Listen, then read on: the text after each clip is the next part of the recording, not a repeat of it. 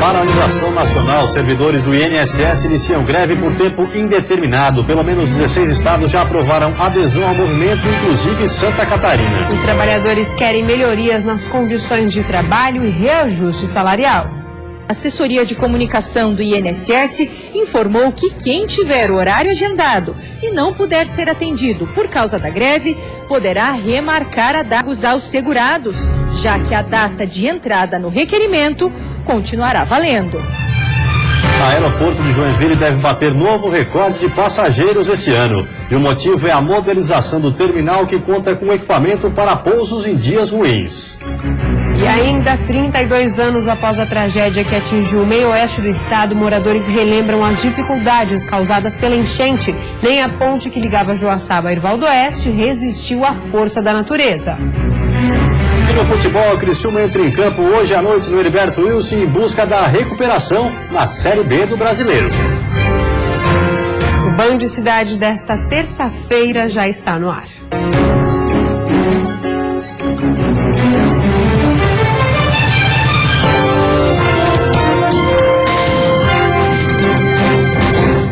Olá, boa noite.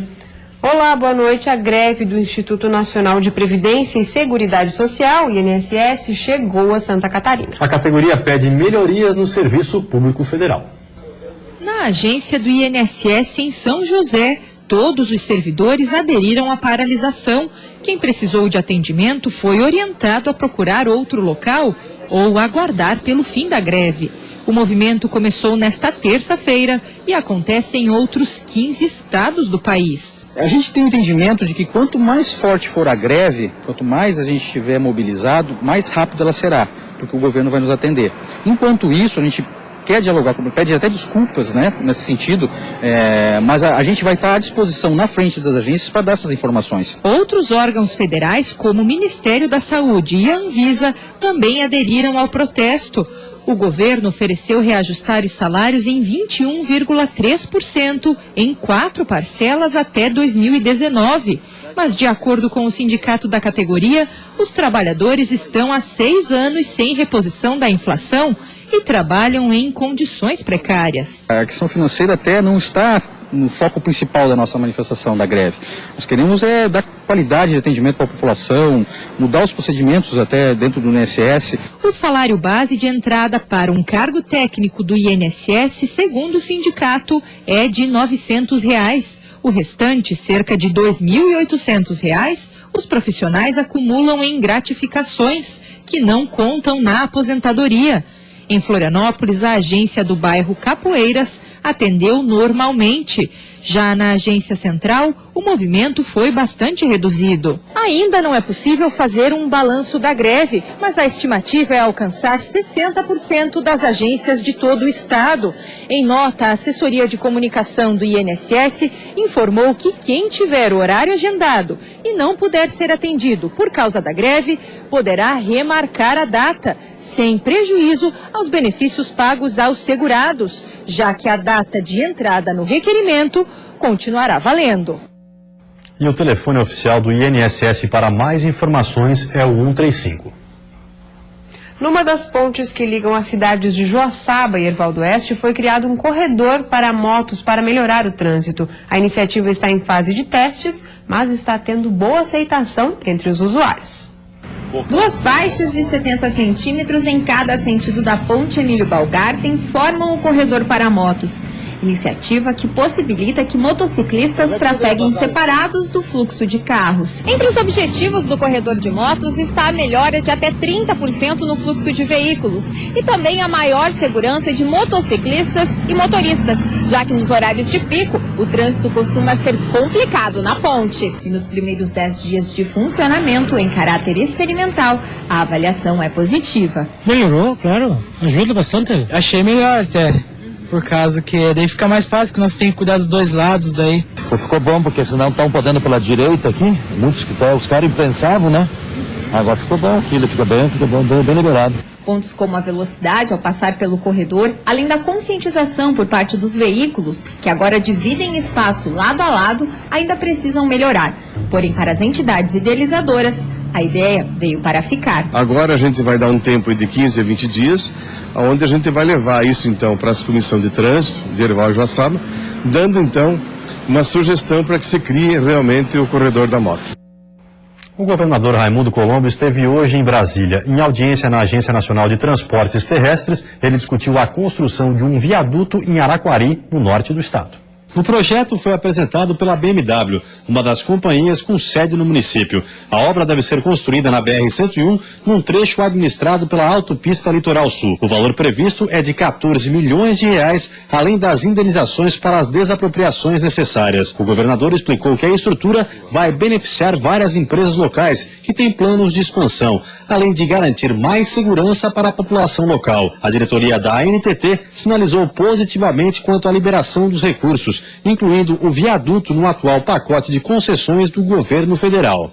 A ANTT concorda com a execução da obra, nós temos apenas que fazer uma parte burocrática de comprovação do conjunto de empresas que serão atendidas e de pessoas, mas é totalmente viável. Representantes da diretoria da BMW também participaram da reunião. Desde a inauguração oficial em outubro de 2014, a unidade de Araquari já produziu 8,5 mil carros e conta com 600 funcionários, 450 deles na área de produção. Até o final deste ano, outros 200 devem ser contratados e treinados para novos setores da fábrica. Raimundo Colombo aproveitou a ida a Brasília para acompanhar as ações do programa de concessões de rodovias catarinenses. Nós tratamos do plano das concessões, da 470, 280, 153 e inclusão da 282. É muito importante acompanhar, porque Santa Catarina está na frente de outros estados, já que na maioria delas nós já temos licenças ambientais, projeto executivo, então o processo de concessão vai ser bem mais rápido e a gente tem que acompanhar para poder acelerar a duplicação dessas rodovias, que é uma questão de segurança para a sociedade. E a seguir credibilidade, o aeroporto de Joinville deve bater novo recorde de passageiros nesse ano. E ainda as memórias de quem viveu a catástrofe. Uma das piores enchentes que atingiu o estado completou 32 anos.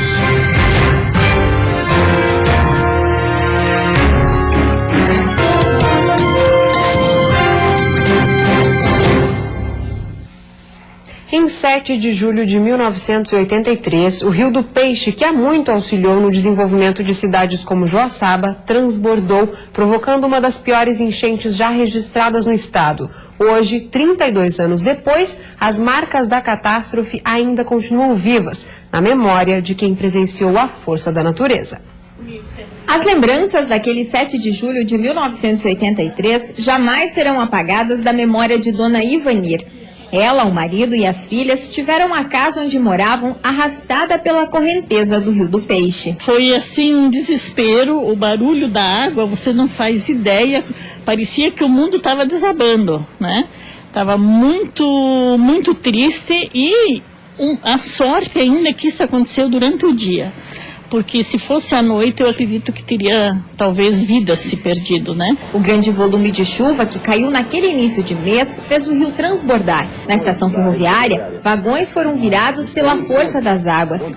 Casas e ruas foram alagadas. E a ponte Emílio Balgarten, a maior em vão livre da região, deixou de existir. A enchente de 1983 atingiu, além de Joaçaba, toda a região meio-oeste. Foram meses para reverter os transtornos e realocar os desabrigados. E hoje, há exatos 32 anos, o dia chuvoso reaviva ainda mais as memórias. Markson é pesquisador e há 4 anos reúne informações acerca da construção da ponte e da enchente. Relembrar a catástrofe é doloroso, mas ajuda a manter viva a história da região. A ponte Emílio Balgarten, por ser a primeira ponte recorde mundial, marcou essa história. Então, quando houve essa enchente em 83, que hoje, no caso, completaria 32 anos da sua queda, e praticamente nesse ano completar 85 da sua história, foi algo mundial que aconteceu. Então, com a destruição da ponte, com a enchente de 83, houve um colapso na nossa cidade, né? Assim, houve pessoas que, de repente, perderam o que tinha, na verdade, por causa da história que estava com a ponte Emílio Balgarten também, né? O tempo segue instável nesta quarta-feira com chuva em todas as regiões. A mínima na Serra é de 8 graus e a máxima chega aos 18 no litoral norte do estado. No oeste, Planalto Norte e Sul, máxima de 17. No Vale do Itajaí, mínima de 11 e máxima de 16. E na Grande Florianópolis, mínima de 14 e máxima de 17 graus. O aeroporto de Joinville deve bater novo recorde de passageiros nesse ano. Isso graças à modernização implantada no terminal, incluindo um equipamento que garante pousos em dias ruins. Mais moderno e confortável, essa é a impressão de quem passa pelo aeroporto de Joinville. Seu José, que embarcou aqui muitas vezes em viagens a negócios, reconhece que no último ano as melhorias foram bem visíveis. Tá bom, frequência de voos também hoje tem mais opções, né? Uns tempos atrás tinha muito poucas opções. Eu fui uma pessoa que viajei bastante a São Paulo enquanto eu estava na ativa. Hoje eu sou aposentado. Mas era sempre um problema, então a gente percebe assim que houve uma evolução, houve uma melhora nos últimos tempos. A sala de embarque foi ampliada. O aeroporto também instalou o Finger, que é essa espécie de corredor que conecta o passageiro da área de embarque até a aeronave e garante proteção, seja em dias de chuva ou de muito calor, já que é climatizado. As melhorias têm aumentado a confiança de quem precisa passar pelo terminal. O principal responsável pelo aumento da confiabilidade no aeroporto de Joinville não está visível aos olhos dos passageiros. É o ILS, um sistema que melhora as condições de navegação em dias como o de hoje, com tempo fechado. O ILS conseguiu resgatar a confiabilidade que não existia no aeroporto de Joinville. O ILS fica instalado nas cabeceiras da pista. Em dias de chuva, vento ou neblina, o instrumento auxilia o piloto nas aterrissagens. Só no primeiro ano de operação, o sistema permitiu que 54 aeronaves pousassem, mesmo em condições meteorológicas consideradas adversas. O ganho operacional no primeiro ano foi um pouco superior a 70%. Mas se observarmos a quantidade de aeronaves que não teriam pousado caso não houvesse a instalação do ILS, esse percentual de ganho operacional ficará acima dos 90%. Com menos fechamentos, o aeroporto deve bater um novo recorde e ultrapassar a movimentação de 500 mil passageiros nesse ano. As companhias aéreas também têm demonstrado interesse de ampliar o número de linhas. Em setembro, o aeroporto vai ganhar mais 2 voos para Guarulhos e alcançar a marca de 14 operações por dia. E a seguir, com a chegada do inverno, aumenta o consumo do café e o movimento nas cafeterias chega a subir 45%. E no futebol, o Criciúma entra em campo hoje à noite no Heriberto Wilson em busca da recuperação na Série B do Brasileiro.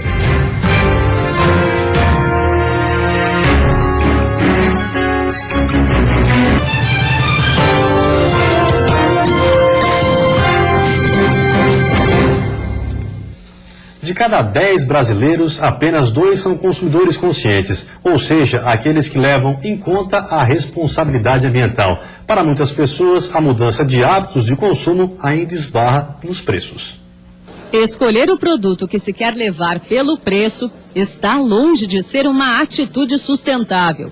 Embora a tendência indique uma mudança de comportamento, em matéria de consumo consciente, a população brasileira ainda caminha a passos lentos, quase parando, como revela uma pesquisa feita pelo Serviço de Proteção ao Crédito.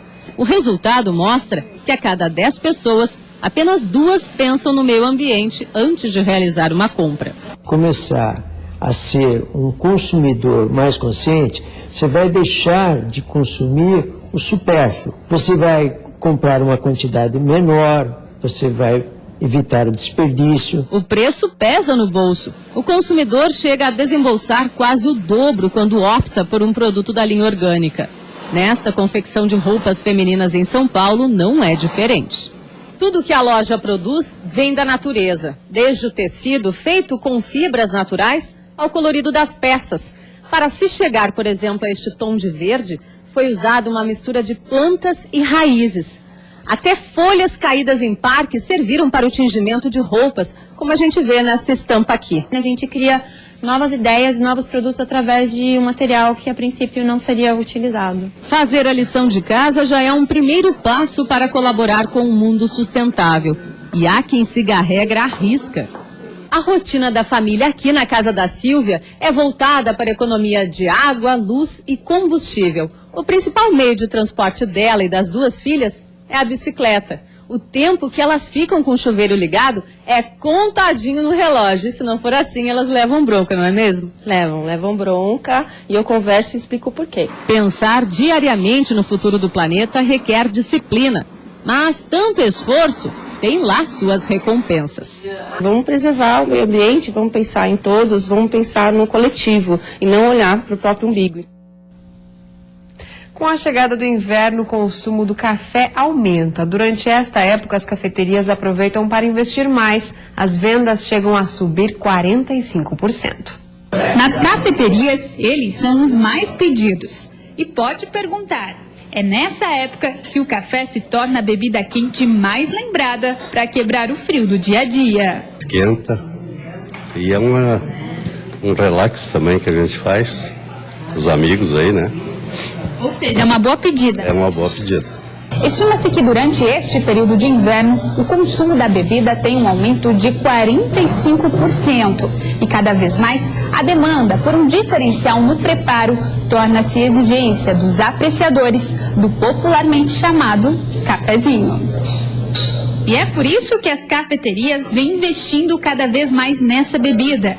Do tradicional expresso aos sofisticados cafés gourmet, com criatividade e ingredientes especiais, os famosos cafezinhos estão cada vez mais variados e saborosos. Os cafés especiais, temos de marshmallow, café Nutella, tá? Tem o bombom, que é um café que vai leite condensado, tá? Então são vários tipos de café. E o de marshmallow, que é uma novidade desse ano para nós, o café marshmallow. E se a bebida tem mais saída nessa época, consequentemente a indústria do café também registra um salto nas vendas. Nesta aqui, localizada em Lages, tanto o grão quanto o pó já registraram um aumento na procura. Então o café no inverno principalmente é tudo. E é quando vocês registram então esse aumento? Exatamente, entre 20% e 30% nessa época. E não tem jeito, seja para espantar o frio ou não, o café é o queridinho da estação mais gelada do ano.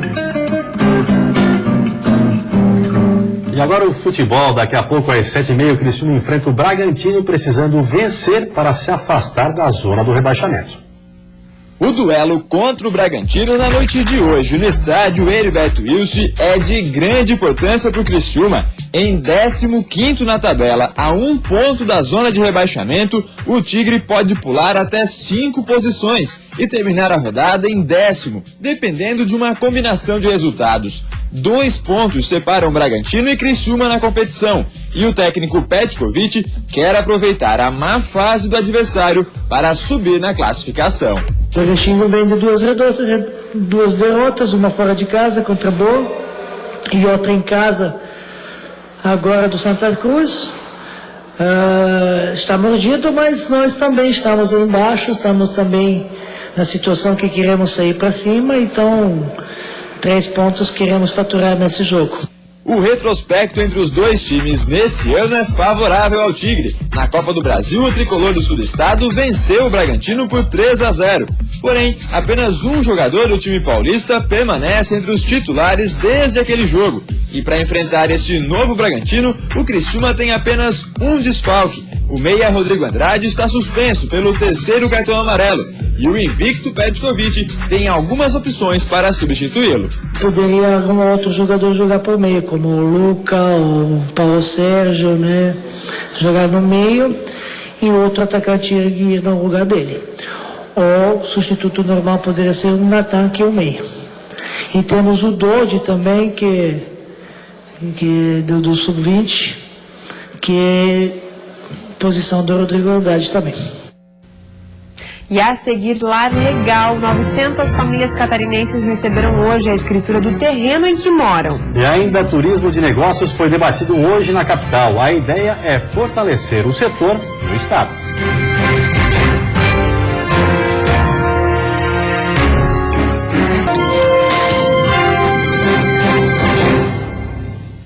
O Brasil está na 6ª posição do ranking mundial de turismo de negócios. Hoje, na capital, foram discutidas maneiras para fortalecer ainda mais o setor. O frio e os precipícios da serra. O O calor e as belas praias do litoral, os muitos cenários possíveis em um só estado garantem a visita de milhões de turistas todos os anos a Santa Catarina. Mas é ainda aos poucos que o estado desenvolve outros grandes potenciais da região fora da temporada. O turismo de negócios, por exemplo, é um deles. Nosso estado tem uma característica que hoje vai muito além do turismo de sol e mar, do turismo de inverno, do turismo do frio. Hoje Santa Catarina se especializa no turismo de negócios e eventos e é justamente por essa razão que discutir essa segmentação turística é fundamental. E foi pensando em consolidar Santa Catarina como um destino competitivo no segmento de turismo de negócios e de eventos que está sendo realizado hoje no Centro de Convenções da Associação Catarinense de Medicina na capital, o MAICSC, uma capacitação com autoridades nacionais e internacionais do setor, voltada ao governo catarinense e empresariado. Nós estamos colocando Santa Catarina naquilo que está acontecendo no mundo, que o turismo de negócio é o turismo que vem para baixa temporada, que vem fortalecer as estruturas que nós temos no nosso estado. Para se ter uma ideia da importância de o estado se consolidar neste segmento, é só dar uma olhadinha nos números. Na América Latina, a estimativa é que o setor movimente por ano 350 milhões de dólares. No mundo, o turismo de negócios e eventos cresce em média 14% por ano. E o Brasil está na 6ª posição do ranking como destino escolhido para este tipo de turismo, com destaque para Santa Catarina. Florianópolis está dentro do ranking da ICA no Brasil, no posto número 6, provando que tem capacidade para atrair eventos de porte internacional. Esse crescimento e esse fortalecimento com certeza se reverte para a sociedade catarinense em impostos, em empregos, em geração e em distribuição de renda. E mais de 900 famílias catarinenses receberam hoje a escritura do terreno em que moram. Todas as propriedades em questão são da Praia do Ervino, em São Francisco do Sul, beneficiadas pelo programa Lar Legal do Tribunal de Justiça de Santa Catarina. Seu Davi esperou há mais de 20 anos pela matrícula do registro do terreno que comprou em São Francisco do Sul. Até então, o único comprovante que tinha era um contrato sem validade alguma. Na época que a gente comprou, pensou que a gente ia ter a documentação na mão, né? E foi passando, agora que estamos na esperança de ter esse documento na mão. A família de seu Davi foi uma das 900 que lotaram a capela da Praia do Ervino. Elas foram beneficiadas pelo Lar Legal do Tribunal de Justiça. O programa agiliza a regularização fundiária para famílias de baixa renda, sem custo aos moradores. As pessoas tinham a posse, mas não tinham a propriedade.